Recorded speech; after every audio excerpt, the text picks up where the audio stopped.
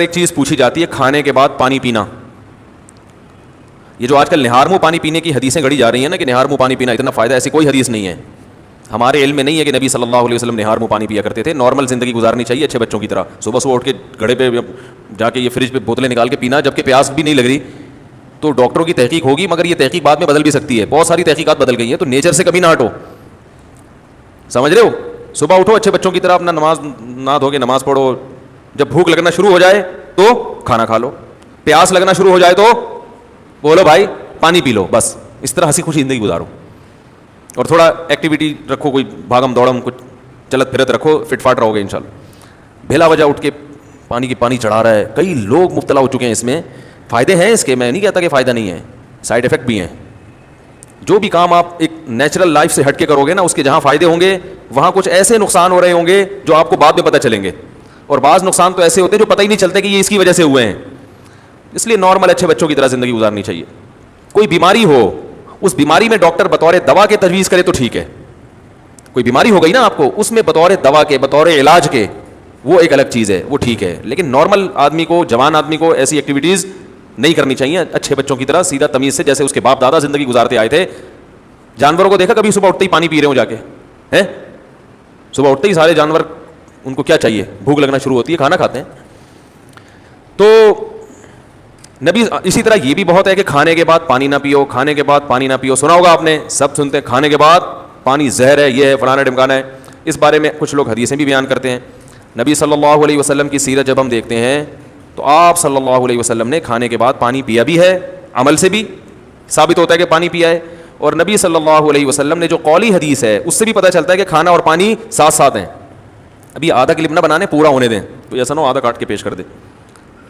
دیکھو حدیث میں آتا ہے رسول اللہ صلی اللہ علیہ وسلم گھر سے نکلے, شدید بھوک تھی آپ کو, شدید بھوک, پریشان ہو کے گھر سے نکلے.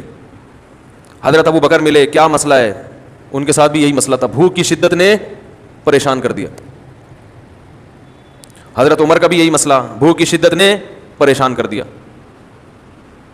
یہ تینوں اصحاب جا رہے ہیں, ایک صحابی نے کہا دعوت کی ان کی, اپنے باغ میں لے کر گئے, تر کھجوریں سامنے لا کے رکھیں.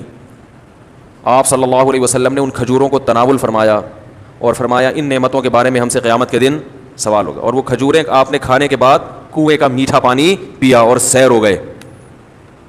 پانی پینے کا مزہ ہی کھانے کے بعد ہے, نہیں آ رہی سمجھ؟ جب شدید بھوک میں آپ کھجوریں کھاؤ گے اور اس کے بعد پانی پیو گے تو کیا مزہ نہیں آئے گا؟ کھجوریں کھا لیں, اب پیاس لگ رہی ہے آپ کا, نہ کھانے کے 3 گھنٹے کے بعد پانی, 2 گھنٹے کے بعد پانی, وہ بہت مصیبت ہے بھائی. یہ نیچر ہے, کھاتے ہی پانی پینے کا دل چاہتا ہے. اور ایک اور حدیث سنا دیتا ہوں. آپ صلی اللہ علیہ وسلم نے فرمایا میدے کے 3 حصے کرو, ایک حصہ کھانا, ایک حصہ پانی, ایک حصہ ہوا. تو یہ جو ایک حصہ پانی اور ایک حصہ کھانا, اس کا صاف مطلب ہے کہ کھانے کے ساتھ ہی پانی ہے, تبھی تو اس کے لیے جگہ چھوڑنی ہے. کیا ہو گیا؟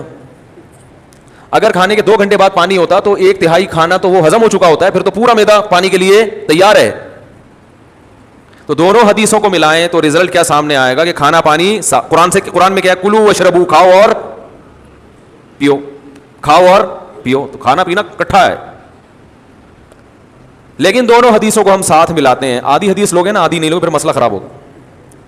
دونوں کو ساتھ ملاتے ہیں. ایک حدیث میں آ رہا ہے کھانے کے بعد آپ نے پانی پیا اور کھجور کے بعد, جس میں عام طور پہ منع کیا جاتا ہے.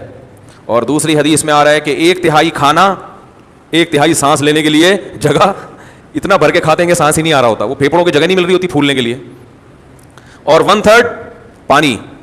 تو پتہ یہ چلا کہ یہ پیشکش اس کے لیے ہے جو 1/3 کھانا کھاتا ہے. سمجھ میں آ رہی ہے بات؟ اتنا کھانا کھاؤ کہ پانی کے لیے جگہ ہو. آج کل جو منع کیا جاتا ہے کھانے کے بعد پانی سے, ان لوگوں کو شاید ڈاکٹروں کی مراد وہ لوگ ہوں یا سب لوگ ہی ایسا کر رہے ہیں, وہ یہاں تک کھاتے ہیں. اس کے بعد جب آپ پانی پئیں گے تو وہ کھانا پھول جاتا ہے یا اور مسائل پیدا کرتا ہے, وہ جگہ بچتی نہیں ہے. اس سے نتیجہ کیا نکلتا ہے؟ بد ہضمی. تو تھوڑا کھانا اگر کھایا جائے تو اس کے بعد پانی پینے میں کوئی حرج نہیں ہے, بلکہ فائدہ مند ہے, کیونکہ نبی نے جو کام کیا وہ نقصان دہ نہیں ہو سکتا. دوسری بات یہ کہ پانی کس قسم کا پینا ہے. ہمارے نبی نے جو پانی پیا وہ کنویں کا, وہ ایک نارمل ٹیمپریچر ہوتا ہے اس کا. اور ہمارے ہاں جو کھانے کے بعد پانی پیا جاتا ہے وہ فریج کا نکلا ہوا ٹھنڈا ٹھاٹ. سمجھ میں آ رہی ہے بات؟ اس سے میدے کا کیا ہو جاتا ہے؟ بیڑا غرق. یہ جو ہمارا میدا ہے نا یہ وائز گھومتا ہے ایسے, یعنی میرے لحاظ سے دیکھیں نا یوں کر کے گھومتا ہے, آپ کے لحاظ سے یوں کر کے گھومتا ہے, یہ ایسے گھوم رہا ہوتا ہے یہ. تو جب آپ ٹھنڈی ٹھاٹ چیز پانی اس میں ڈالتے ہو تو اس کی جو گھومنے کی حرکت ہے وہ سست ہو جاتی ہے, اور وہ جو کھانا ہے وہ مختلف قسم کے کھانچوں میں پھنس جاتا ہے. ٹھیک ہے نا, جیسے ایک چیز گھوم رہی ہو نا, کوئی چکی ہے جو اپنے گھوم رہی ہے پیس رہی ہے, تو ظاہر ہے فرق پڑتا ہے نا, اس کی رفتار سلو ہو جائے تو میدے کی رفتار ٹھنڈے ہونے کی وجہ سے کیا ہو جاتی ہے, تو اس سے قبض ہوتا ہے اور درجنوں بیماریاں پیدا ہوتی ہیں. تو پانی کھانے کے بعد پی سکتے ہیں آپ, بشرطے کہ کھانا آپ نے تمیز سے کھایا ہو اور پانی کا ٹیمپریچر بہت زیادہ کم نہ ہو, ٹھنڈا پانی نہ ہو. سمجھ رہے کہ نہیں سمجھ رہے؟ تو اس بارے میں جو حدیثیں پیش کی جاتی ہیں نا کھانے کے بعد پانی نہ پینا, وہ صحیح نہیں ہے. اور اگر گرم پانی پیا جائے جو چولہے کا گرم ہو, وہ تو ہاضمے میں اور مدد دیتا ہے, جو کہوا جسے کہتے ہیں, وہ تو اور تھوڑی مدد دیتا ہے ہاضمے میں. لیکن میں نوجوانوں کو کہتا ہوں وہ نہ پئیں, تمیز سے زندگی گزاریں, بس پانی پئیں آرام.